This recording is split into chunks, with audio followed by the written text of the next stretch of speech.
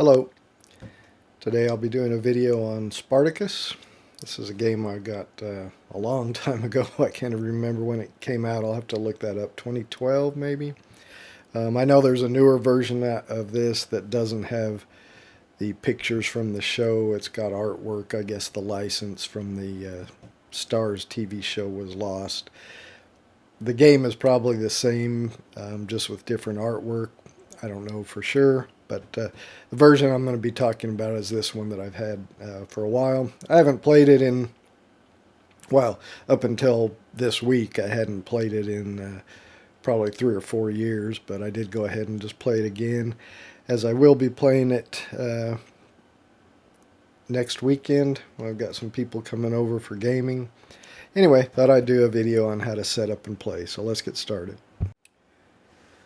Well, as usual, first you put the board in the middle of the table, where all players, within easy reach of all players. First, all players, or dominus, that will be playing the game will roll a die. The high roller will choose their house card first and take a gladiator figure. So they'll choose one of in the base game comes with 4 houses, so the high roller will choose one of these house cards and one of the gladiator figures. So they'll take the house card, a gladiator figure. These do not come painted. I painted these long ago, one of my first paint jobs. It's terrible, so don't laugh at that. But anyway, and the high roller will also be the person that takes the host token. Then in clockwise order, the other players will choose a house card, a gladiator figure. Each player will also receive their matching house tokens. They'll match this icon on the player board.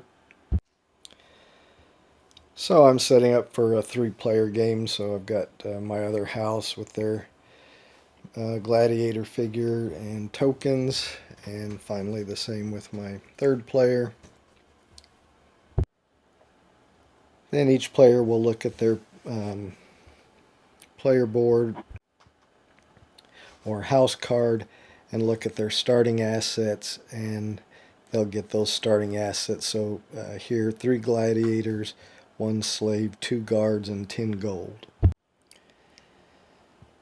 So from the market deck, you'll separate these white bordered cards. So you'll have 8 starting gladiators and 8 starting slaves. You'll shuffle those up and then deal each dominus their starting assets. So in this case, 3 starting gladiators here.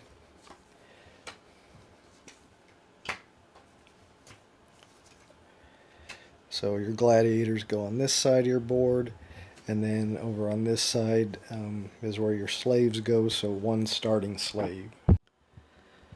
Over here, House Glabber, they start with 1 gladiator, 1 starting gladiator, and 2 starting slaves.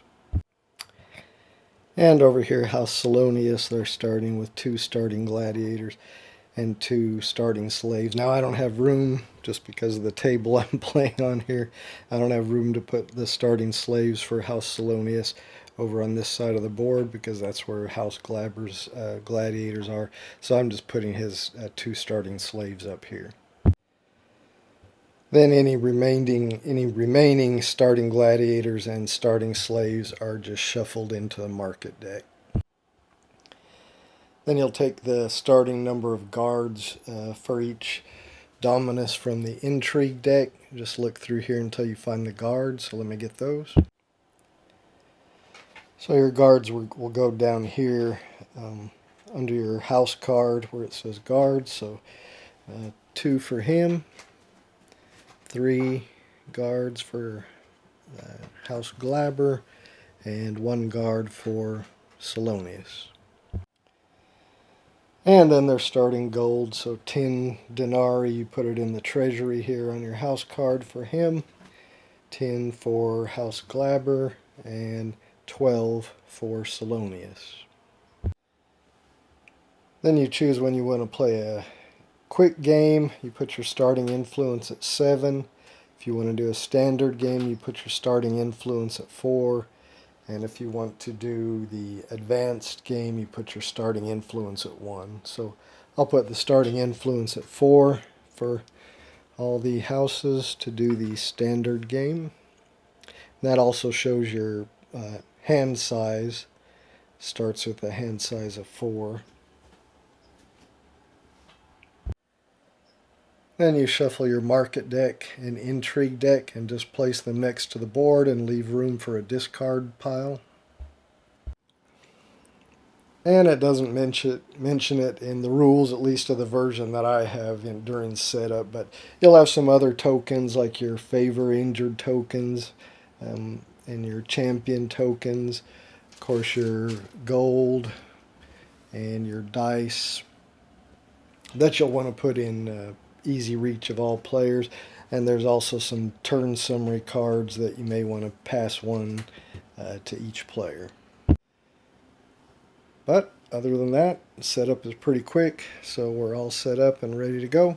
So next we'll start with how to play. Alright, so to win the game, you want to get your influence, which is this marker here, up to 12 and be the only Dominus or house to have 12 influence at the end of a phase, at the end of the intrigue phase, the market phase, or the arena phase. And we'll talk more about that when we get to the end of the how to play.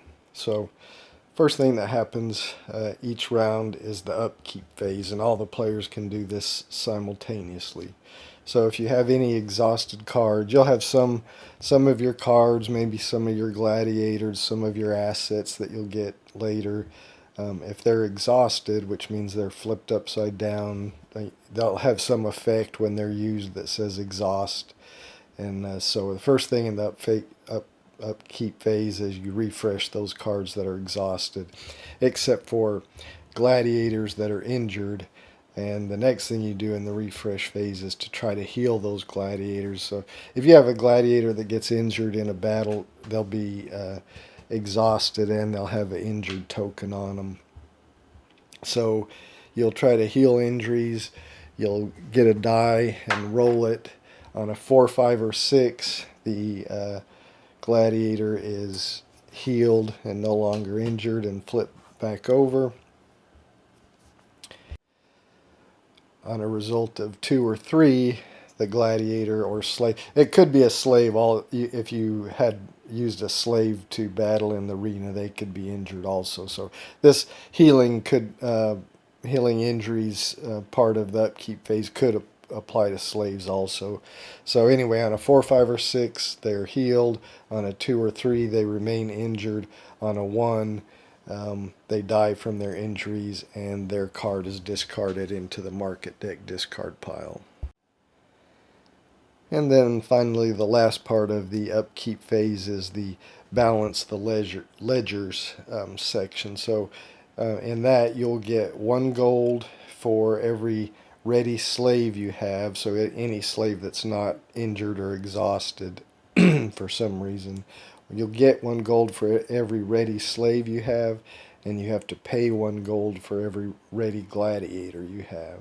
So again, injured gladiators that are exhausted and injured, you don't have to pay for them, but any ready gladiator you do have to pay for, and that does even take place in the very first round in the game. So in this case, for example, House Badiatus here would get 1 gold for their ready slave, but they would owe 3 gold for their 3 ready gladiators, so a net of they would owe 2 gold out of their starting 10 gold.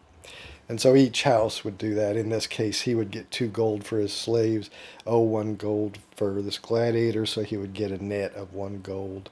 And House Salonius here would break even. 2 gold, he would get 2 gold for his slaves and owe 2 gold for his gladiators. So he would break even. And that ends the upkeep phase.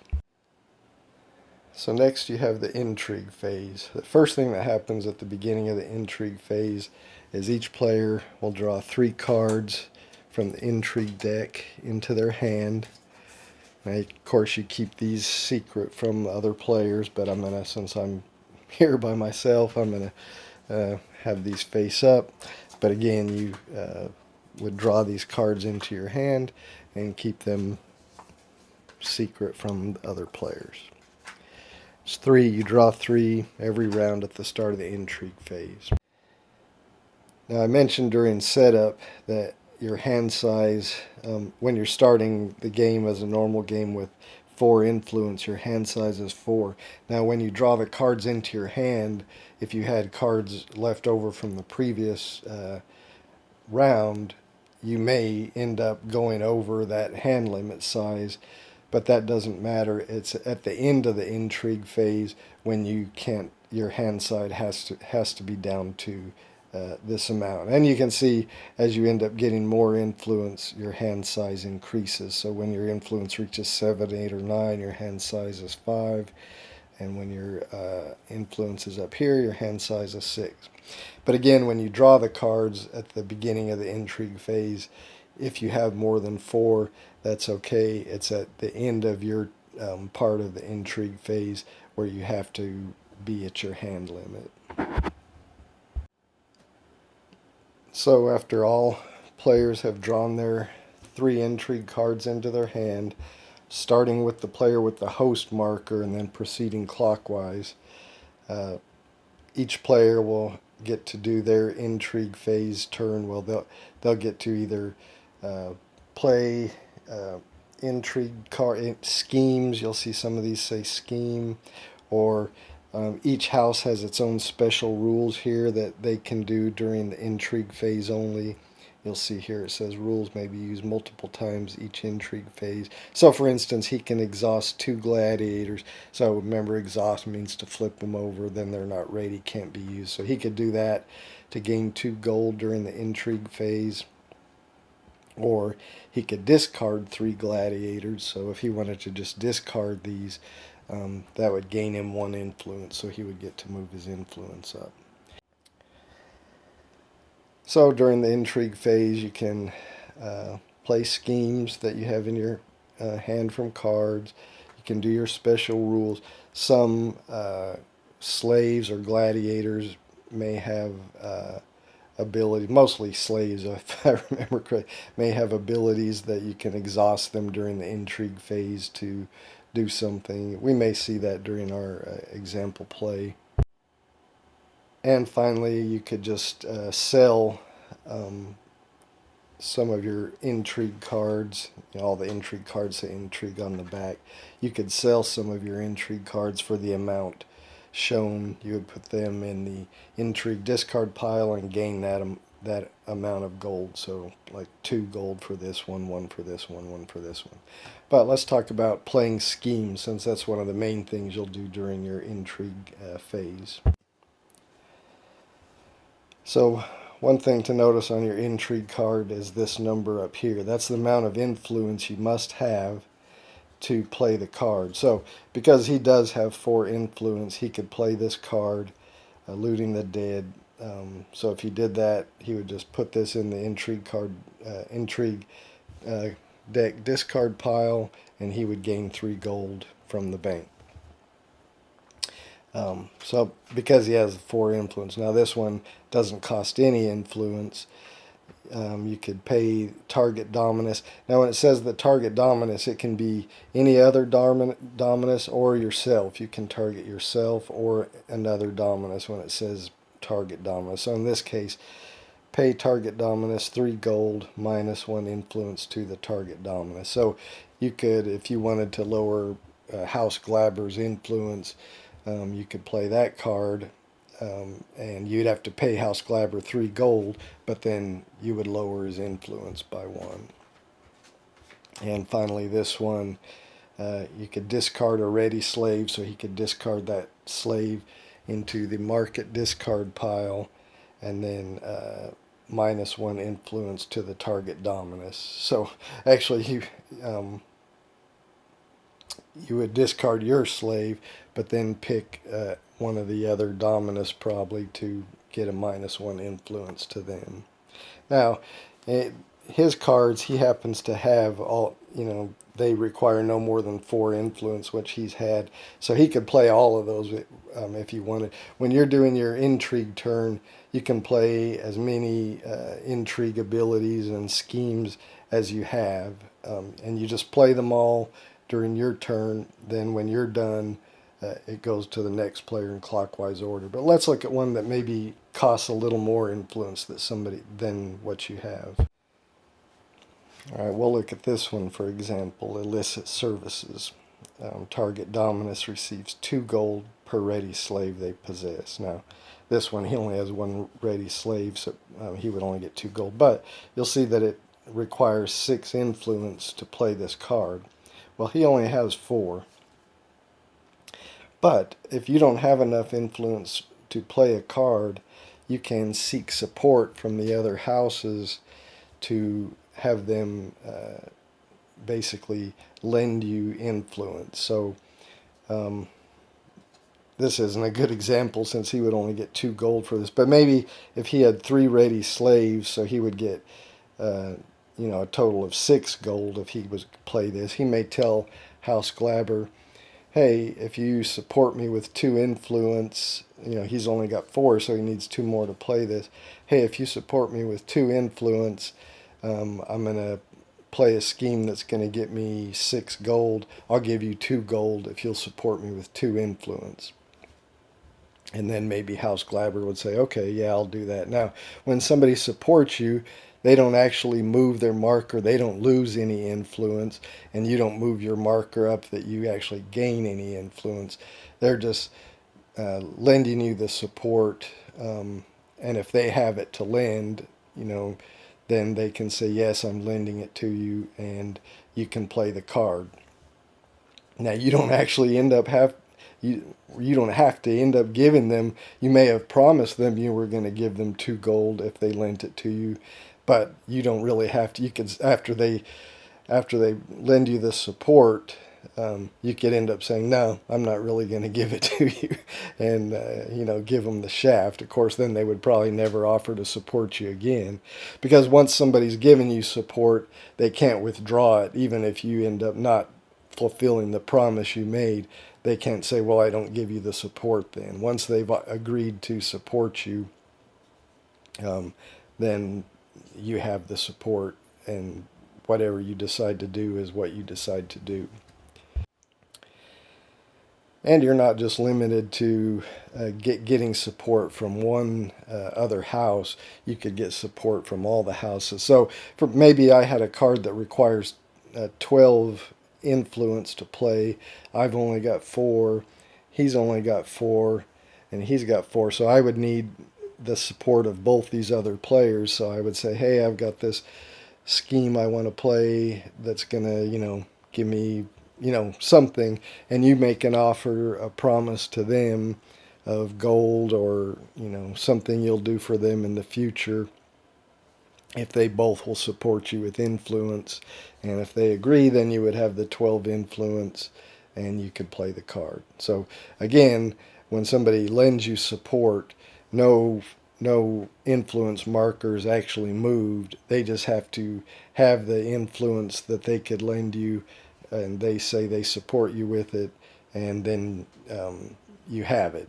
You don't move your influence marker up. They don't move theirs down.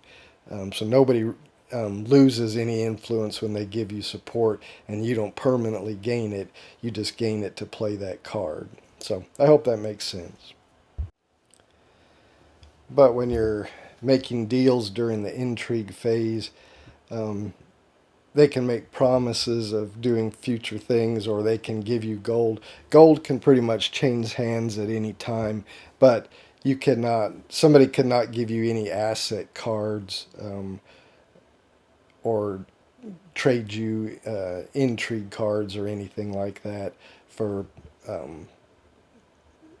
promises of favors or something like that. So during the intrigue phase, when you're asking for support or making deals like that, the only thing that can be exchanged is gold or promises for future support or something that you may lend to them, something like that.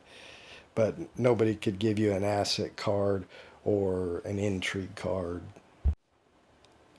Now, another type of intrigue card that you've seen, you got some at the beginning of the game, is a guard card.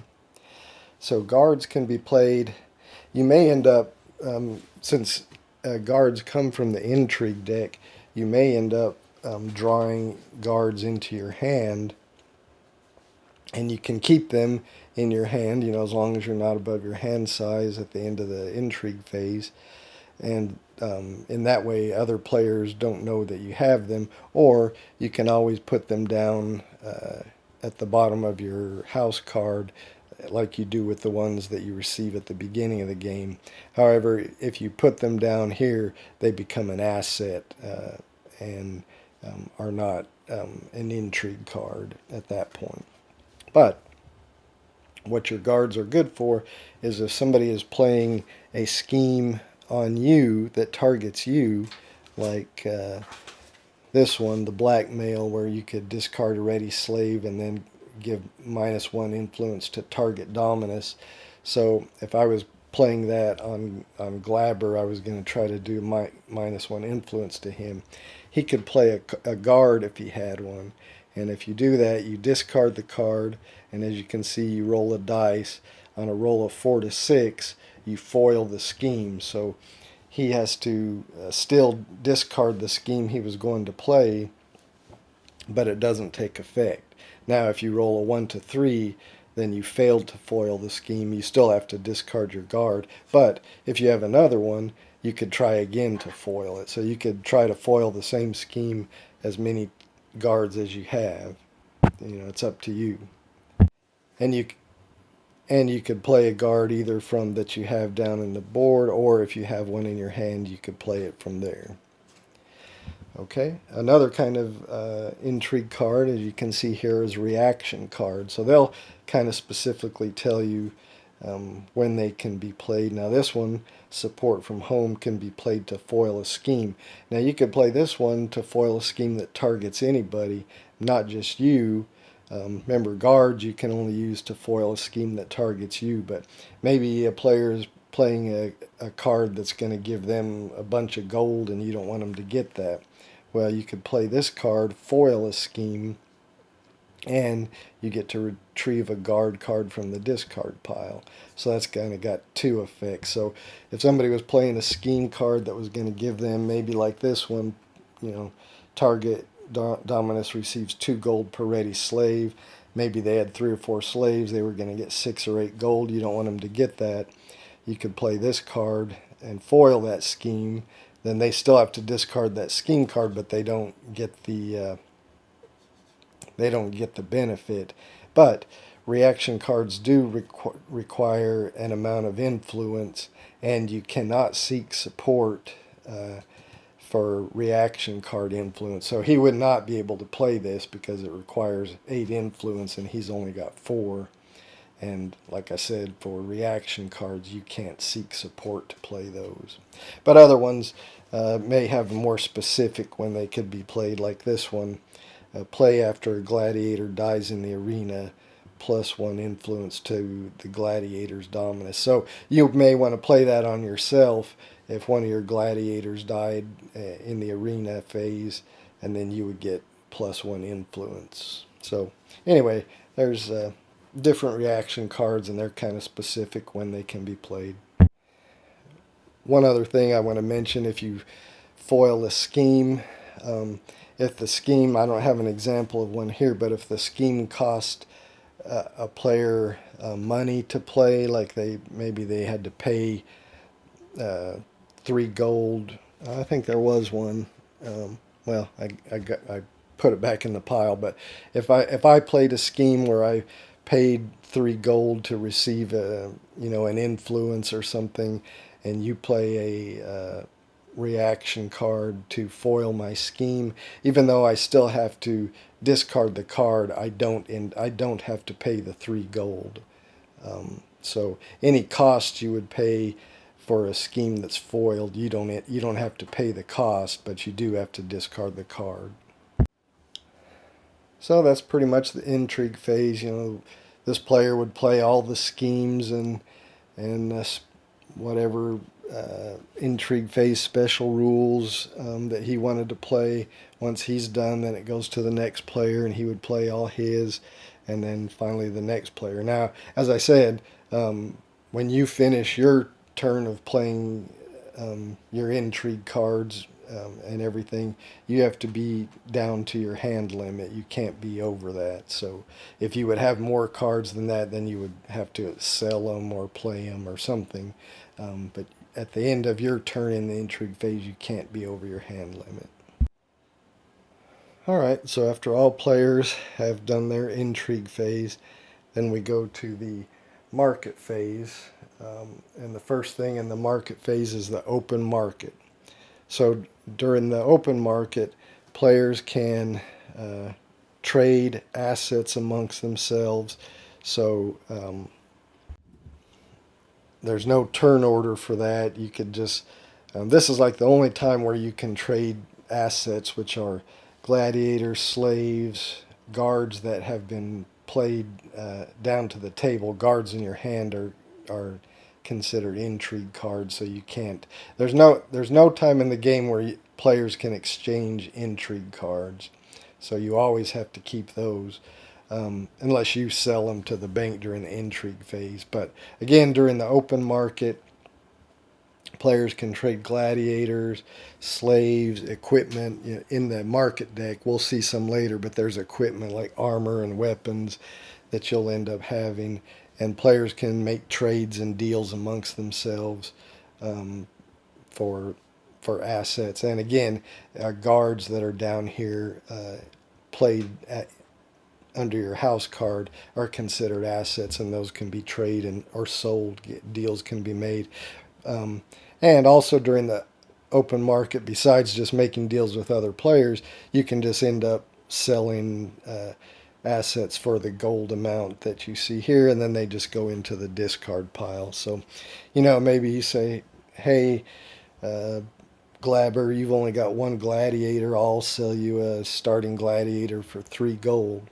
And he says, no, I don't want to give you 3 gold. I'll give you 2 gold. And you say, no, I could get 2 gold from the bank, and then I'm not helping you. So then you just take it, put it in the market discard pile, and get 2 gold from the bank. So anyway, that's the first thing you do in the market phase, is the open market, where you can trade or sell amongst yourselves or sell assets to the bank for the listed value. Once everybody says they're done with the open market, or at least when each player decides they're done with the open market, then they'll pick up their gold from their treasury, from their house card, and conceal it in their hands. This is the only time that the gold can be concealed. So once all players have picked up their gold and are concealing it in their hands, then that signals that's the end of the open market phase, and you go to the auction phase of the market. So when you do that, you'll deal out a number of market cards onto the board equal to the number of players, and then you'll flip over the first card, see what it is. This one happens to be a gladiator, Asher. He's got a little power here. You can exhaust to reduce a scheme's required influence by 2. Anyway, you flip over the first market card, and then players will make concealed bids on that card. So remember, players will have their gold hidden in their hands, and they'll decide, well, how much they want to bid for Asher. So they'll put a number of gold in their hand, and like maybe he wants to bid 3 gold for Asher. So remember, his gold hidden in his hands. Well, he'll put 3 in one hand and hold it out over the table. And once everybody's holding their bid out over the table, then everybody reveals, and the high bidder pays their gold to the bank, and then they take the asset that they bought. Now, if there's a tie for the high bidder, then the players that are tied will put the money they had originally bid down, and then they take another amount that they want to bid, and the players that were tied will then reveal that amount bid, and whoever then has a total of what they bid previously and what they're currently bidding now, whoever has the higher bid then gets the asset and pays their gold to the bank and takes the card. The losing bidders don't lose their bid, they take it back. Now, if there's still a tie, you would just do the same thing. Put down what you bid, then you take more gold. Now, if it ends up like maybe on the second or third bid, the players uh, both bid nothing. So if you hold out an empty hand, you've bid nothing, then it's considered a failed auction. And the card is just discarded and everybody gets their money back. So again, it's a failed auction if everybody bids nothing on the very first round of the bidding, or if in any subsequent round where tied bidders are making their next bid, if all the tied bidders end up bidding nothing, even though they had bid something previously, if they tied and then they're bidding again and all players bid nothing, then it's a failed auction and the card is discarded and people just get their money back. So once somebody's bought that or discarded it, then you flip the next card and same thing, you bid for that, and then finally you flip the last card and bid for that. Once the last item in the market is sold or discarded, then you have a bid for who's going to be the host. So it's the bid for hosting. So people still have their gold concealed at this time, and they'll all put an amount of gold they want to bid to be the host into their hand and reveal it, and whoever is the high bidder gets the host token. And all the rules for bidding for the host token are similar to bidding for market items, except there can never be a failed bid if during the initial bid or any subsequent rounds of bidding, tied players or if it's the initial bid, just all players bid nothing, then the players that are still in the bidding will roll a die, and the high roller will take the host marker. So you can never have a failed auction for the host. Somebody always has to have it. So again, it's the high bidder, or if during the bidding everybody just bids nothing, then you roll a die. Everybody that was in the bidding rolls a die, and the high roller will get the host token. Once the bidding for the host is over, that ends the market phase. Everybody will put their remaining gold back on their treasury, so that's visible for everybody to see.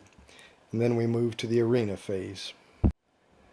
So the first thing that happens in the arena phase is honor to the host. So whoever won the host bidding and has the host marker gains 1 influence. So that's always a good way to get an influence every round, is to try to win the host marker. And there's other benefits which we'll talk about, but the one benefit of winning the host marker is you gain 1 influence at the beginning of the arena phase, immediately following winning the host marker.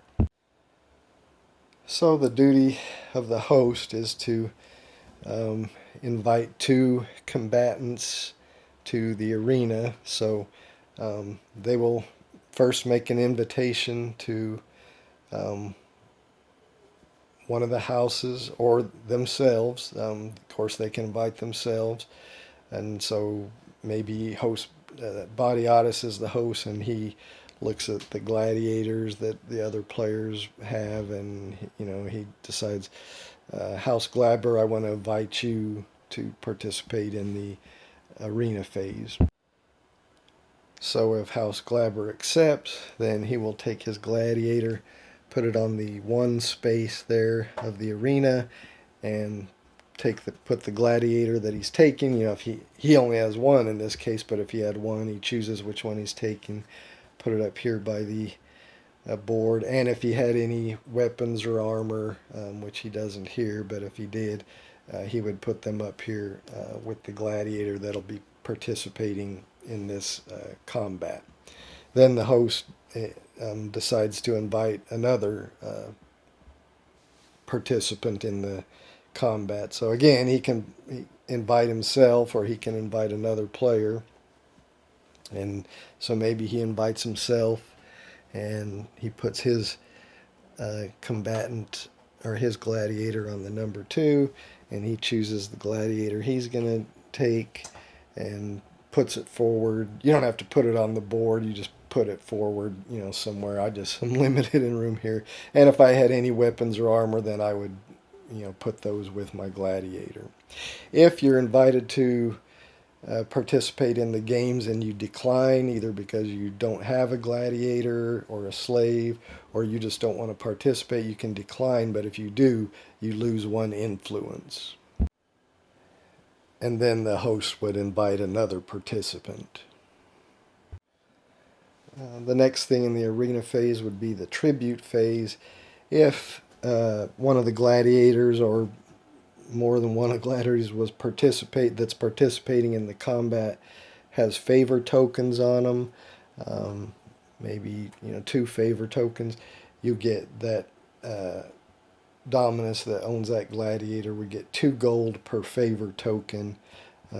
If they had a champion token on them, then they get 6 gold. When you would get your 3rd favor token, you become a champion and you get a champion token instead. So again, if one of the gladiators participating has favor tokens, they get 2 gold per favor token, and if they're a champion, they get 6 gold. Otherwise, during the tribute phase, nobody gets anything.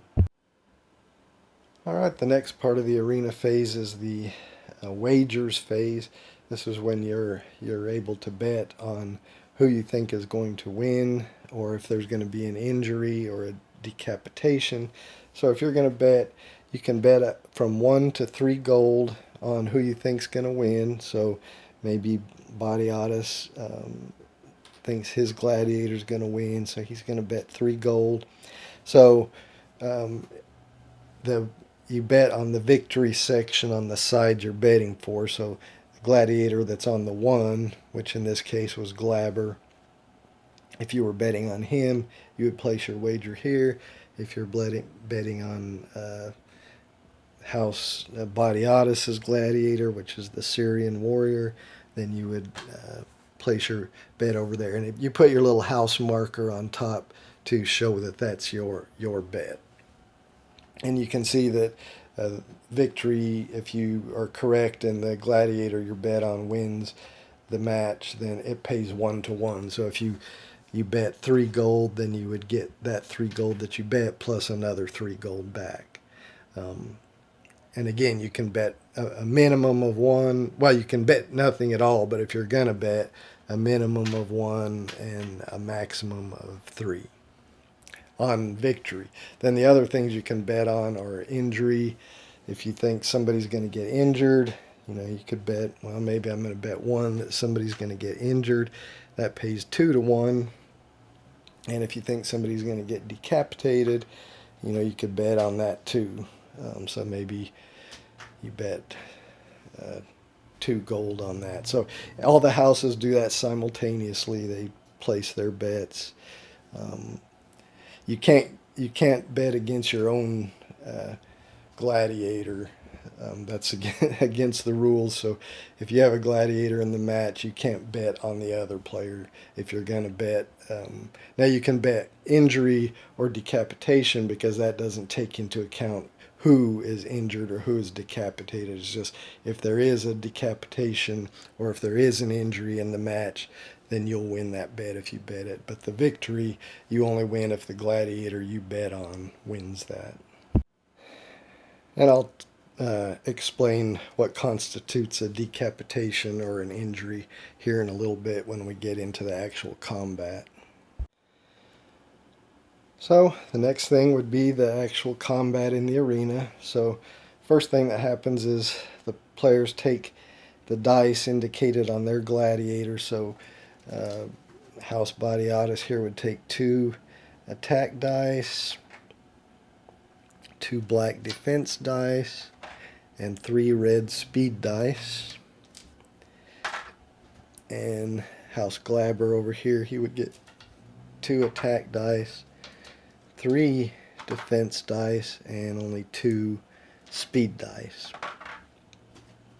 Alright, so the first thing you'll do is roll for initiative. So now I 3D printed this little Coliseum dice tray, so this does not come with the game. I'm just using it to roll my dice. So when you first thing you do in combat is roll for initiative. So each player will roll their speed dice, that's the blue one, and total them. So in this case, he rolled a 7. And then the other player will roll his. He rolled 11. So the player with the higher roll has the initiative and determines if they want to go first or second that round.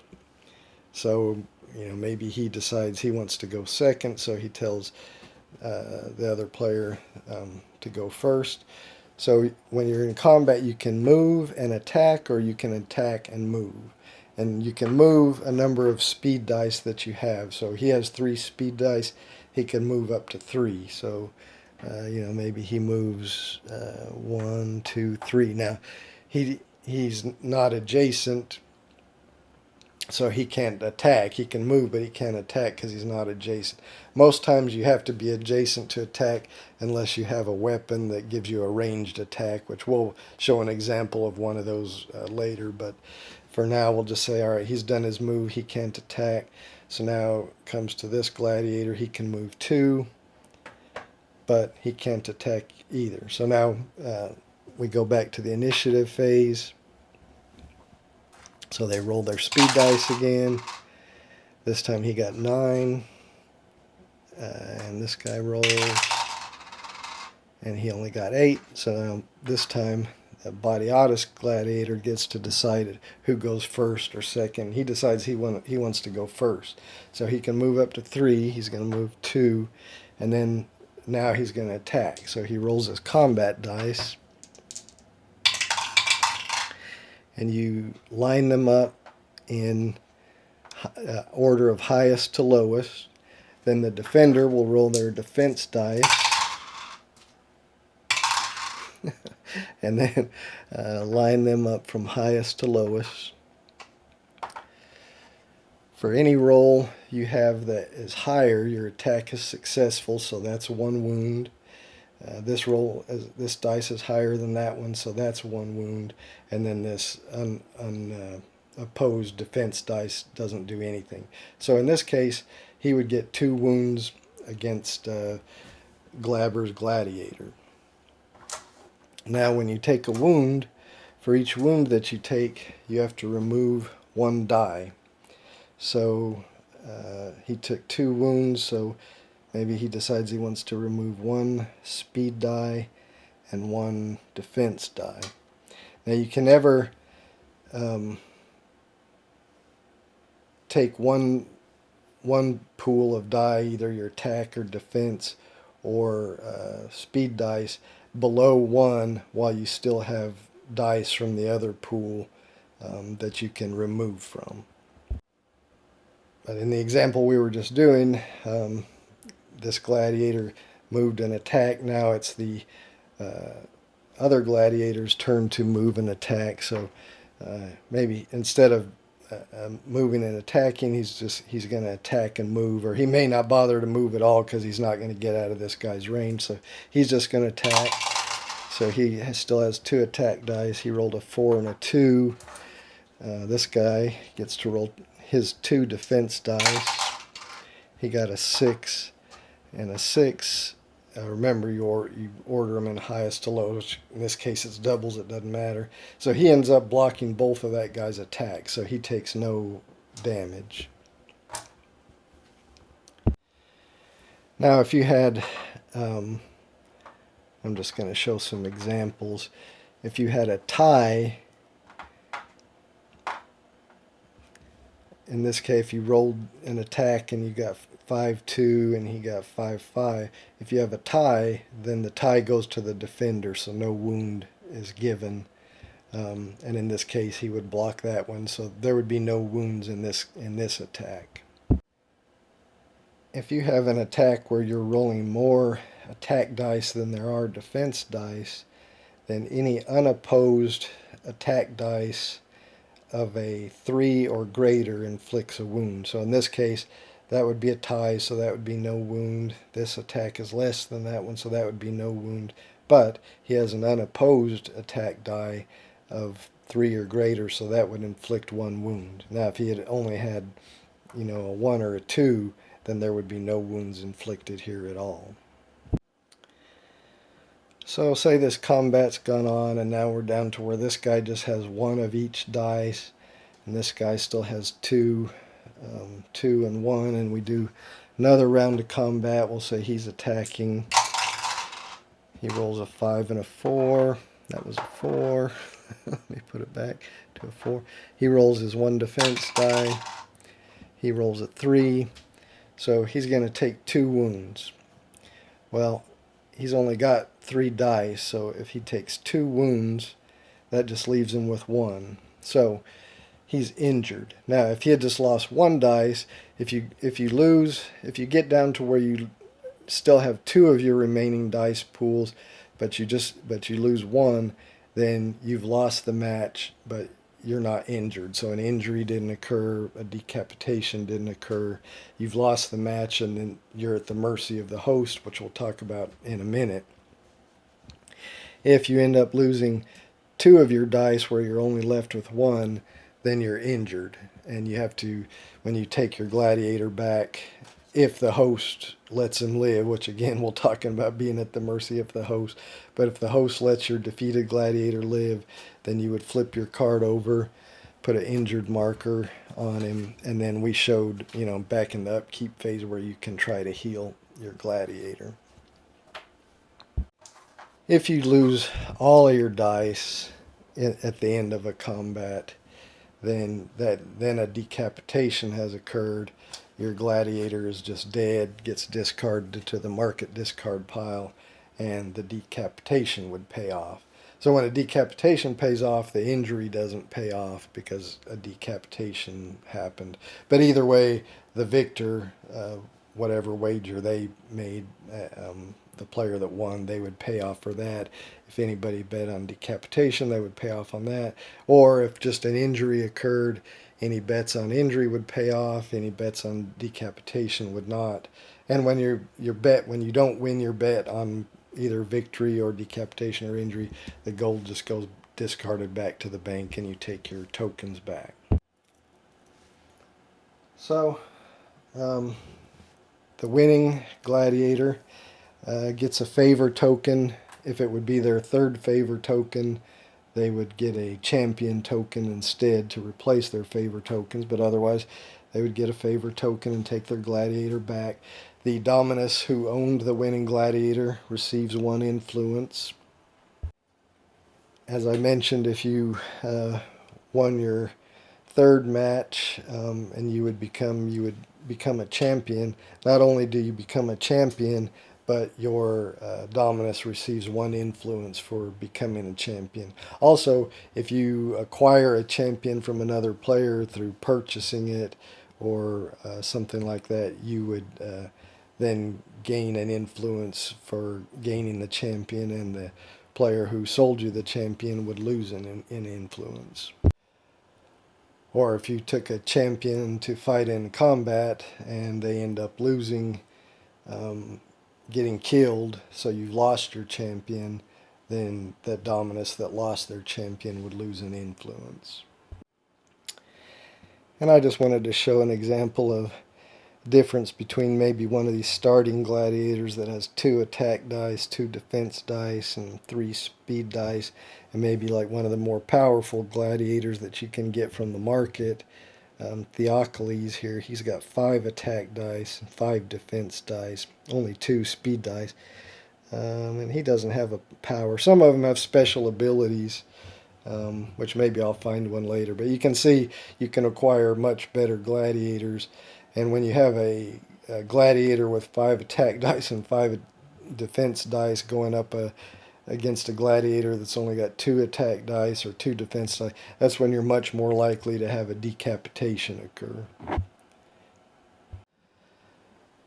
But let's go back to if you've won and you've got a favor token or crowned a champion because you got your 3rd favor token, Then the next thing you do is that's when you settle the wagers. So, if you won your wagers, you get paid off. If you lost, you put your gold in the bank, and then you retrieve your little tokens that marked your wagers. Finally, if a combatant was defeated but not killed, the player that's the host gives the thumbs up or the thumbs down to that combatant.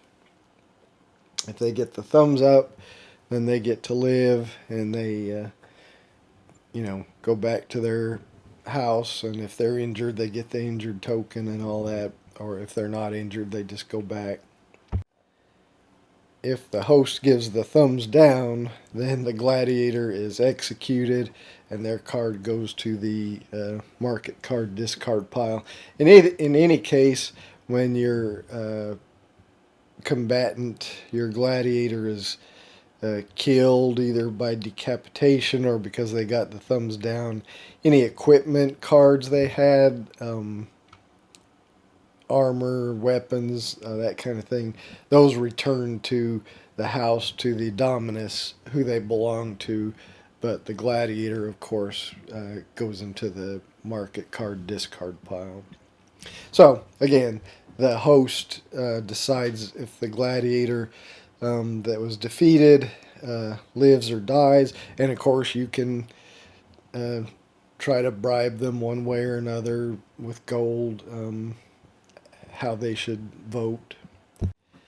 Now, if the losing gladiator had a favor token, and the host gives them a thumbs down, then because they had the favor of the crowd and they gave them the thumbs down, the crowd doesn't like that, so they end up losing in influence.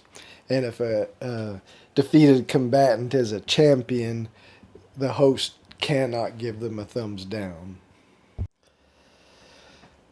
And after that, that ends the arena phase, and then you would start back over with the upkeep phase.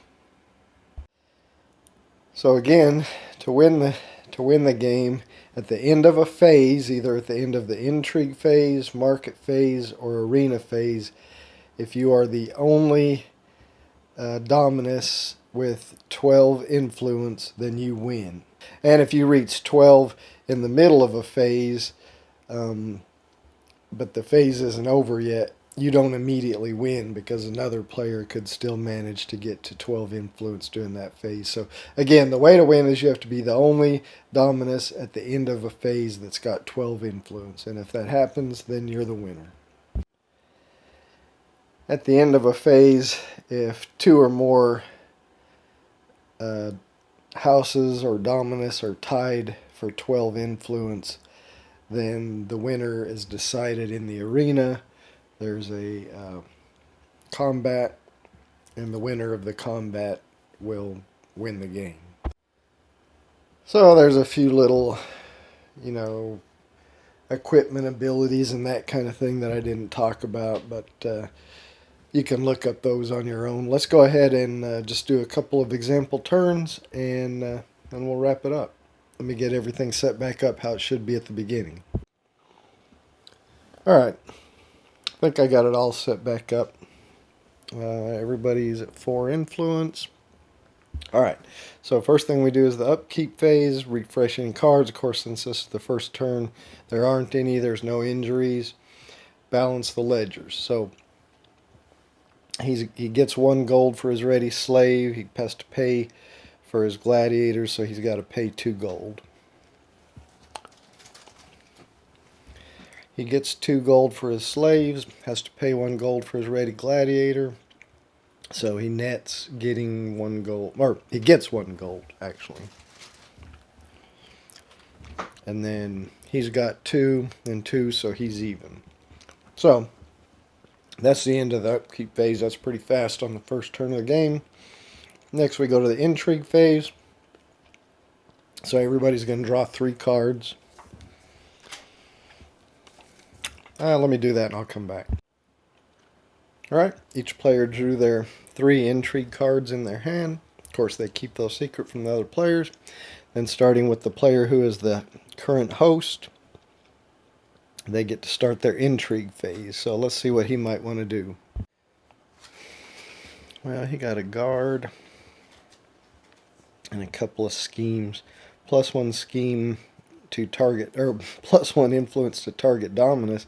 He'd like to play that on himself, but it requires 6 influence and he's only got 4. And probably nobody's going to lend him or support him a couple of influence for him to gain an influence. So he'll probably save that for later. This one doesn't cost anything. You may take up to 3 gold from target Dominus. So he thinks Salonius, he started with more gold than anybody. So he says, I'm going to play this scheme on you. Take up to 3 gold from target Dominus. Well, let's see if Salonius has any kind of thing to foil it. That one takes 8. He does have a couple of guards, so Salonius says he's going to play guard to try to foil that scheme. So he's got to roll a die. He gets a 3, so that's a failure. So this just gets discarded, but he has another guard, so yeah, he'll go ahead and play it. Oh my God.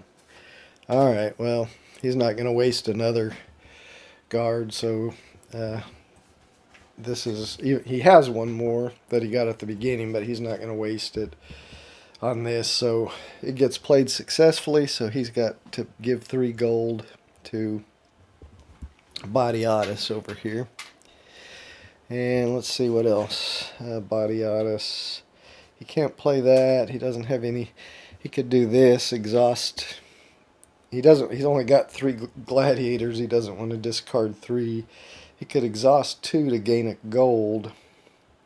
But I think that's all he's going to do. So he says he's done. He's only got 2 cards left, so he's below his hand size, so he's good. So we go to the next player in clockwise order. So that's Salonius over here. His 3 cards, 2 of them were guards, and his other one is this reaction. So he really doesn't have any intrigue card to play. What does he got here in his special rule? Play X amount of gold to reduce any scheme's required influence. Well, he doesn't even have a scheme. He's just got a reaction. Discard 1 gladiator, 1 slave, and 1 guard to gain an influence. You know what? I think he's going to do that. So he's going to discard a starting slave. That just goes into the market deck. He's going to discard. Both his gladiators are the same, so it doesn't matter which one he discards. And he's got 1 guard. So he's going to discard that. So he's done 1 of each. Discard 1 gladiator, 1 slave, so he gets to gain an influence. And that's pretty much all he can do on his intrigue turn. So he's done. Now we go to Glabber. Well, he's got +2 influence to the Dominus with the least influence, but may not be played if there's a tie. Well, there's a tie between him and House Badiatus, so he can't play that. He's got paid target Dominus 3 gold and -1 influence to target Dominus. He could play that, but he'd have to lose 3 gold. He doesn't want to do that right now. And his other is a guard. Now what has he got for his? Exhaust 3 guards to draw 1 intrigue card. He could do that. Or discard 3 guards to gain an influence. Well, he's going to do that. He's going to discard 3 guards, and he's going to gain an influence. Alright. I think that's all he's going to do for his turn. So he says he's done, so that's going to end the intrigue phase. Alright, now we start the market phase, and we start with the open market. So, they can decide. So maybe Badiatus says, hey, either of you guys want to buy? I've got 3 starting slaves. You guys each only have 1. Do you want to buy one? And everybody says, no, I'm not. I don't want to buy one. He could sell one of these, or he could just sell one of these to bank. But you know what? He's going to keep all his. Nobody has anything they really want to do, so nobody really wants to do anything in this open market phase. So now we go to the auction phase. So everybody picks up their their coins from their treasury and puts them in their hand, and now we go to the auction phase. So we deal a number of cards from the market deck face down onto the board, and we reveal the first one. That's going to be the first one for auction. It's just a starting slave. So I don't know. Now pretend all House Badios's money is in his hands. I just can't do it since I'm playing solo and holding a camera. But he says, he's going to bid 2. So he holds 2 out in his hand. Glabber just holds 1, and so Salonius just holds 1. So they all reveal. Salonius and Glabber just has 1. Badiatus reveals 2. So he gets it. He pays his 2 gold to the bank. He gets this starting slave. He needed it because when in the upkeep phase he needs to get some more gold, so he's not paying out 2 gold every round because of his starting gladiators. Alright, now we reveal the next thing. Oh, it's another starting gladiator. Not anything too good. So again, everybody holds out what they want to bid. So Badiatus, he doesn't want another starting gladiator. He's going to just hold an empty hand, but players don't know that. Salonius, he decides he'll bid 2 for it, so he holds out 2, and Glabber likes that one maybe a little better than his because it's got 3 attack dice, and this guy's only got 2, so he holds out 2 also. So Glabber and Salonius both reveal 2. Oh, so it's a tie. So they each got to put their bid down, and then they decide, what else they're going to bid. So we'll say Glabber puts 1, and Salonius doesn't bid anything. So they reveal. Glabber bid 1. That makes his total 3. Salonius reveals his. His total's just 2. So Glabber ends up winning. He's got to pay his 3 gold. And he takes this starting gladiator and puts it in his thing. And Salonius just takes his back. And we reveal the final market card, which is an armor. This lets you reroll 1 defense dice when defending. So Badiatus, he's just going to bid 1. He puts that in his hand. Glabber decides he might like that, so he puts 2. He's going to bid 2. And Salonius, he decides he's just going to bid 1. So everybody reveals. Glabber revealed 2. He bid the most, so he gets it. So he takes that armor and just puts it in his play area. Alright, that's the end of the auction phase. So now we go to where we're going to bid for hosting. So now everybody still has their gold hidden, and Badiatus, he really wants to host, so he puts 5 gold in his hand, holds it out. Glabber, he puts 4 in his hand, and we'll say old Salonius, he wants it pretty bad, so he puts 6. They all reveal. Salonius bids 6, which is higher than the other 2, so he gets it. So he pays that to the bank, and he takes the host token from Badiatus. Alright, so now we go on to the arena phase. First thing is honor to the host. So Salonius, since he's the host, gets an influence as honor to the host. Now he invites participants to the games, so he I don't know, he's got to decide who he wants to invite. He asks, maybe he says, hey, does anyone want to pay me to invite them? And Badiatus says, yeah, I'll pay you 2 gold if you invite me. And Glabber says, no, I'm not going to pay anything. So Salonius says, all right, I'll take your 2 gold.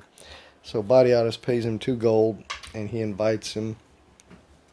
Badiatus says, all right, I'm bringing the starting gladiator here.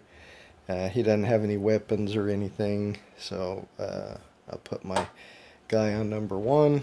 And then Salonius can invite himself, or he can invite Glabber. Well, he decides he's going to go ahead and invite himself because, the winner gets an influence, so it's worth the shot. So he invites himself, He doesn't have any armor or anything to bring. You know, Glaber would have had armor he could have brought with his gladiator. He got invited, but he didn't get invited.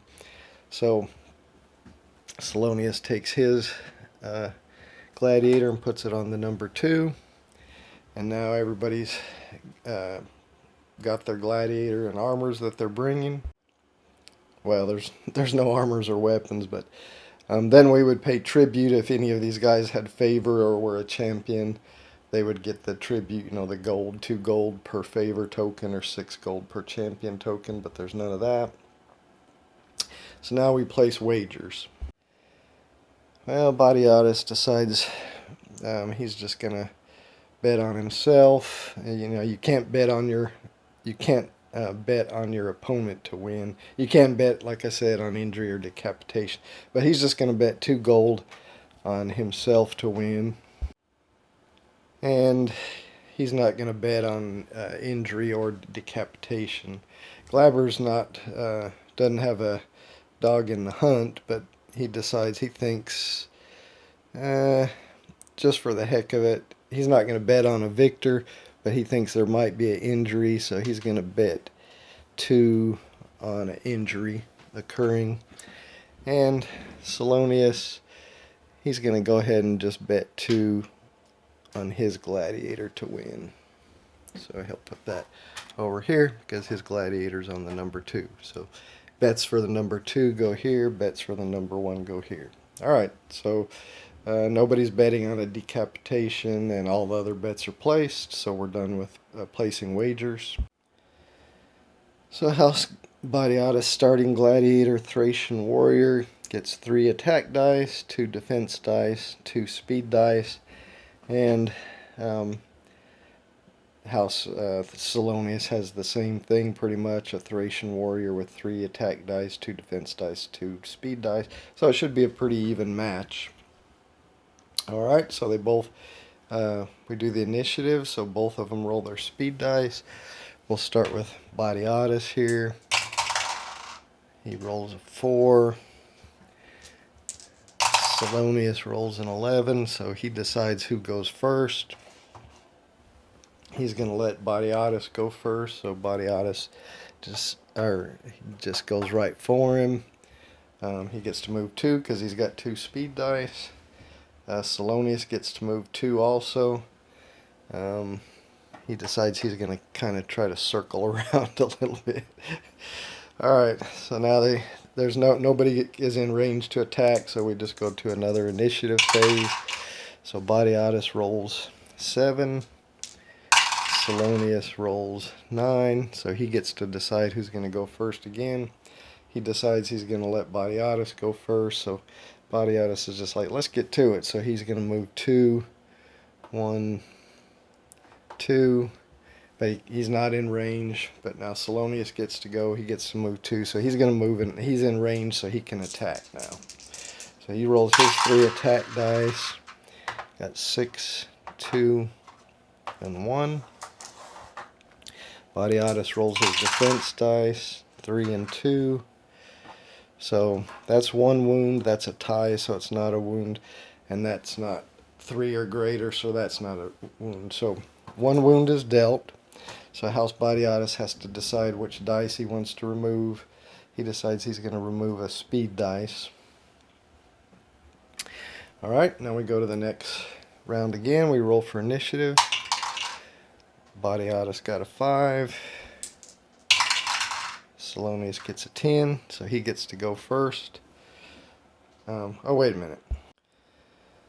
So he decides he's going to go first, so he rolls his combat dice. He got 5, 4, 1. Batiatus rolls his defense dice. 5, 2. So that's a tie, so that's not a wound. This is a wound, and that's not a wound. So 1 more wound is dealt. So again, Batiatus has to decide to lose a dice. He can't lose the blue dice, so he decides he's going to lose an attack dice. But now he gets to do his attack. So he rolls, oh yeah, 6 and 6. That's going to be good for him. Salonius rolls his defense, 2 and 2, so that's going to be 2 wounds. So Salonius has to decide 2 dice to get rid of. He decides to get rid of 1 speed dice and 1 attack dice. Now they're both going to roll for initiative again. So Batiatus rolls his. He got a 2. Salonius rolls his. He got a 6, so he gets to decide who goes first. He's going to go first. He's going to roll his attack dice. He got a 5 and a 2. Batiatus rolls his defense dice. He got a 3 and a 2, so this does do a wound. So he's got to remove 1 dice. He decides he's going to remove a defense dice, but now he gets to make his attack. So he got double 6s again. Salonius rolls his defenses, 4 and a 3. That's 2 wounds. So now Salonius has to remove 2 dice. He decides to remove 1 from each, or he pretty much has to. If he takes another wound, he's going to be defeated. So that's the end of that round of combat. So now we roll for initiative again. He only rolled a 1. Salonius rolled a 4. He gets to go first. He's rolling his attack. He only got a 3. Batiatus rolls his defense. He got a 3, so there's no wound. Batiatus gets to attack now. He still has... Oh, wait a minute. What did I do? Alright, I had got my dice kind of mixed up there, but it should be Batiatus should be attacking with 2 attack dice. He got a 6 and a 1. Salonius just has 1 defense dice. He got a 4, so that's going to be a hit. So he's got to remove 1 dice, so he removes 1. That's going to end the combat because now he has less than 1 of each pool. So it's not an injury, it's not a decapitation, it's just a defeat. If he had lost 1 more of these, it would have been an injury. If he had lost them both, it would have been decapitation. But as it is, it's just a defeat. So the winner is Batiatus' gladiator, so he gets 1 influence for winning. Then he gets a favor token for winning, for being the winner of the combat. Then we settle the wagers. Batiatus bid on his guy to win, 2 gold. So he gets his 2 gold back, plus since it pays 1 to 1, he gets 2 gold from the bank. Salonius bet on his guy to win, but he lost, so he loses his 2 gold, just gets his marker back. And Glaber bet that there was going to be an injury, but there wasn't. There was just a defeat, so he loses that bet and just gets his marker back. Now the host, which is Salonius, decides life or death for the losing gladiator. Well, since it's his own gladiator, of course, he's going to give the thumbs up. And so he just returns to his house. He wasn't injured or anything, so he just remains ready. Batiatus takes his gladiator back, and he's now got 1 favor. They each take their figure back, put it back in their play area. And that ends the arena phase. So now we would start again with the upkeep phase, where anybody would try to heal or refresh any exhausted cards, which we didn't have any. Then people try to heal, then balance the ledgers, and so on and so forth. Well, I think you should have a pretty good idea of how it plays, and this video is long already, so I think I'm going to wrap it up. I will just say, this game, not great to play by yourself, but it's definitely one of my favorite games playing with 3 or 4 people, at least with the people I play with. I mean, we really get on, get on to each other and argue, and anyway, it's just a lot of fun. And I think it's a good game. I think the mechanics are good. I know a lot of people don't like the initiative speed dice thing, and there's some kind of variant for that people use. I've never read what it is. I'm fine with the combat rules the way they are, so I don't really care about a variant. I think this works good. There are some expansions for this game. I actually have them.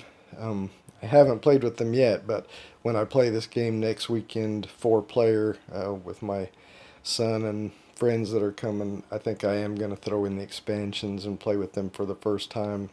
I've kind of read good and bad about some of the stuff, so we'll see. But anyway, I think this is a really good game, and thanks for watching. I hope you enjoyed it.